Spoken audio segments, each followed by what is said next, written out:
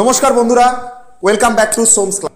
আজকের এই যে ভিডিওটা মাধ্যমিকের সব ছাত্রছাত্রীদের জন্য যারা অঙ্ক পরীক্ষা 2025-এর মাধ্যমিকের গণিতের 2025-এর যে অঙ্ক পরীক্ষা সেই পরীক্ষাটা দিয়ে এসেছে তাদের জন্য।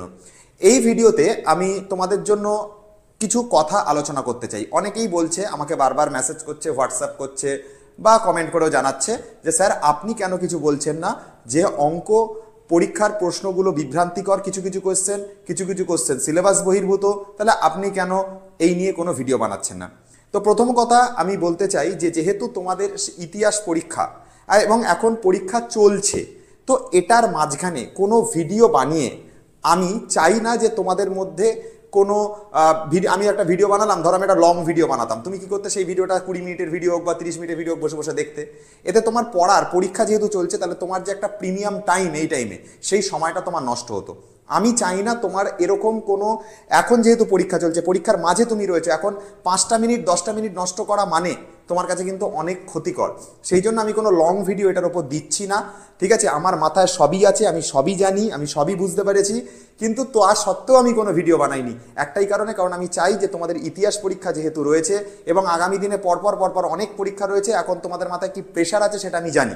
তো চাই যে এই টাইমটাতে তোমরা বাড়িতে বসে পড়াশোনা করো। এই টাইমটাতে ভিডিও দিয়ে দিলাম, আমি একটা দিয়ে দিলাম মাধ্যমিকের প্রশ্ন বিভ্রান্তিকর 50 মিনিটের ভিডিও, হয়তো আমি বানাতেই পারি, তো বানালে তোমার তো ক্ষতি হবে না, সেই জিনিসটা তুমি দেখতে থাকবে 50 মিনিট ধরে স্যার কি বলছে এই করছে, সেই জন্য আমি বানাচ্ছি না। তো আমার মাথায় সবই আছে, আমি সবই জানি, শুধু একটাই কারণে বানাচ্ছি না। এই ভিডিওটা শর্টের মধ্যে 2-3 মিনিটের মধ্যে আমি কথাটা বলতে চাই।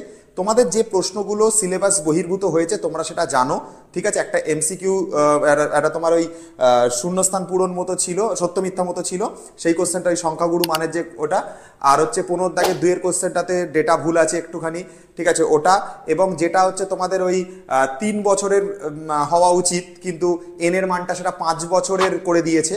তো যে প্রশ্নগুলোতে ভুল হয়েছে স্বাভাবিক বিষয়, বোর্ড সেটা অবশ্যই বিবেচনা করে সেটাতে তোমাদেরকে অবশ্যই, যেটা আমার ধারণা, নাম্বার দিয়ে দেবে। কারণ পরীক্ষায় যদি কোনো প্রশ্ন ভুল থাকে সেই প্রশ্ন অ্যাটেন্ড করলে কিন্তু নাম্বার পাওয়া যায়, এটাই নিয়ম। তো স্বাভাবিক বিষয়, চিন্তা করার কোনো দরকার নেই।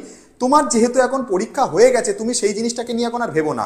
এখন তোমার আগামী দিনে পরপর পরীক্ষা আছে, তুমি শুধুমাত্র সেই পরীক্ষার জন্য চিন্তা করো। তাই জন্য এই পরীক্ষার ব্যাপারটাতে নিয়ে তুমি এখন মাথা থেকে আউট করো, যেটা হয়ে গেছে দ্যাট ইজ পাস্ট।